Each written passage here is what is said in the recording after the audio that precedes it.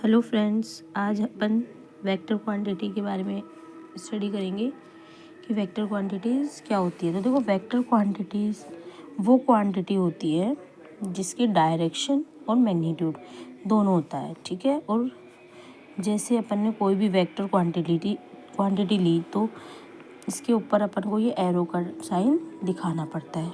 Vector quantity की पहचान होती है ये। जैसे मैंने इसका मान लिया एक्स आई कैप वाई जे कैप प्लस में जेड के कैप, ठीक है। अब तुमसे पूछा जाएगा मॉडुलस ऑफ आर, यानी कि इसका अपन को मॉडुलस बताना है, मैग्नीट्यूड बताना है। तो कैसे बताएंगे? मॉडुलस आर को किससे रिप्रेजेंट किया जाता है? आर वेक्टर और मोड लगा के is equal to under the root x square plus y square plus में जेड स्क्वायर। क्लियर है?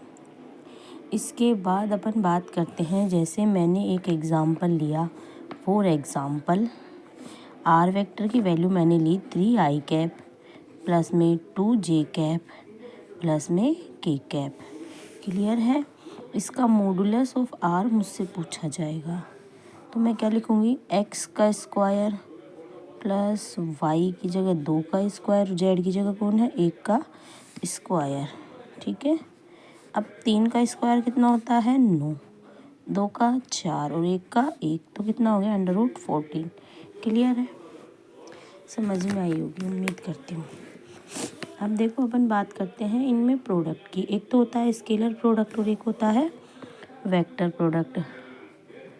Scalar product of two vector, यानी कि दो वेक्टर्स से अपन एक स्केलर क्वांटिटी ला सकते हैं। जैसे मैंने r1 वेक्टर की वैल्यू ली x1 आई कैप प्लस y1 जे कैप प्लस z1 के कैप। ऐसे ही r2 वेक्टर की वैल्यू क्या ली?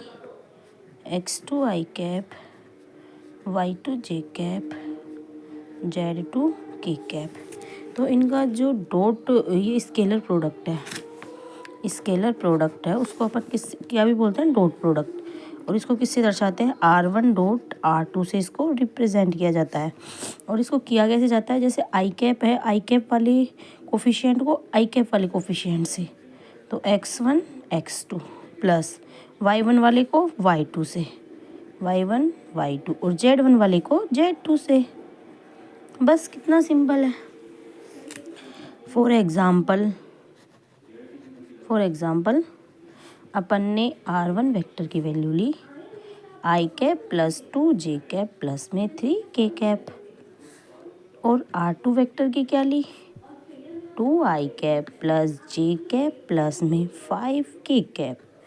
इसके बाद में अपन को करना है r1 डॉट r2, यानी कि इन दोनों का अपन को स्केलर प्रोडक्ट करना है, ठीक है। स्केलर प्रोडक्ट के लिए बता रखा है, इन आई कैप के दोनों कोफिशिएंट को मल्टीप्लाई करो, 1 को और 2 को, फिर प्लस लगा दो, 2 को और 1 को करो, फिर 3 को और 5 को, तो क्या आ जाएगा? 2 + 2 + 15 इज इक्वल टू 90। अब देखो तुम, दो अपन ने क्या लिए थे? स्केलर वेक्टर क्वांटिटी, और आंसर क्या है अपने पास? स्केलर। क्लियर है भाई? नेक्स्ट इसमें ही देखेंगे अपन वेक्टर प्रोडक्ट।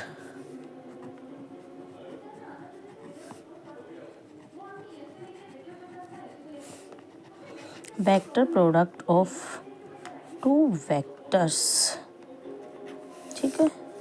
अब vector product of two vector करेंगे तो इसी को अपन क्रॉस प्रोडक्ट भी कहते हैं। Cross product. अब इसको कैसे किया जाएगा? जैसे फॉर एग्ज़ाम्पल r1 की वैल्यू है x1 आई कैप y1 जे कैप z1 के कैप। r2 की क्या है?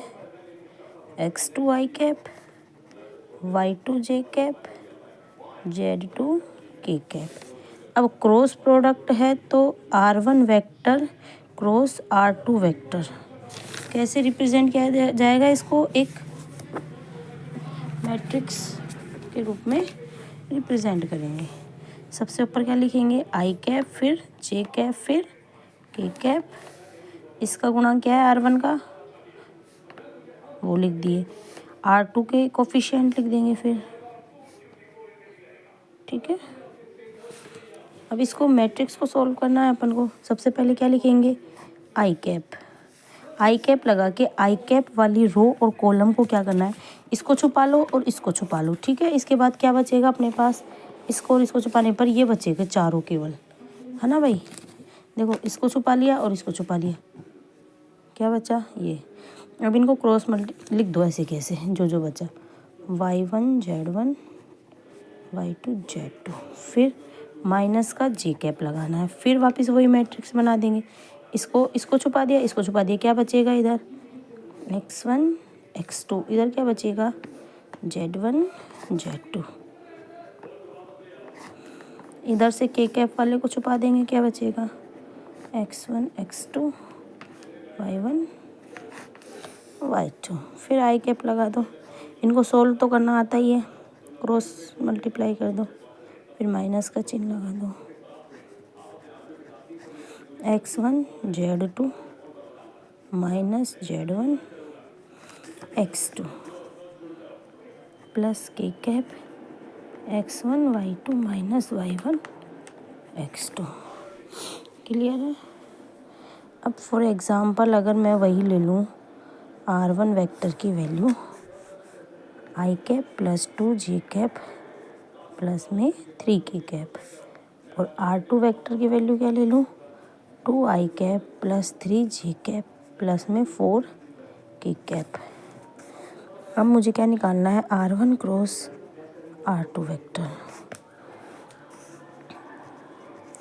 आई कैप जे कैप के कैप 1 2 3 2 3 4 लिख दिया ना भाई, 1 2 3 इनके लिख दिया, फिर 2 3 और 4 ऐसे कैसे मैंने नीचे लिख दिया।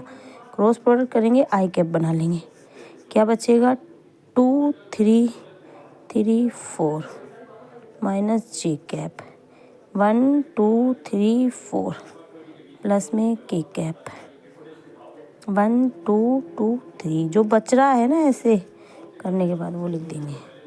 फिर बराबर में आंसर लिखो, 4 दूना 8 माइनस 9 यानी कि माइनस के 1, तो माइनस के 1 को इससे गुना करूँगी तो क्या आएगा आई कैप माइनस जे कैप, ऐसे कैसे 4 एकम 4 और 3 को घटाएंगे 4 में से तो क्या आएगा माइनस के 2, तो प्लस के 2 हो जाएंगे गुणा करूँगी तो, प्लस में 3 एकम 3 और माइनस के 4 तो माइनस के 1 आएंगे, तो क्या आएंगे माइनस का के कैप। तो आंसर क्या आ जाएगा मेरे पास, माइनस आई कैप प्लस 2 जे कैप माइनस के कैप। उम्मीद करती हूँ समझ में आया होगा। समझ में आया तो प्लीज़ चैनल को लाइक और शेयर सब्सक्राइब।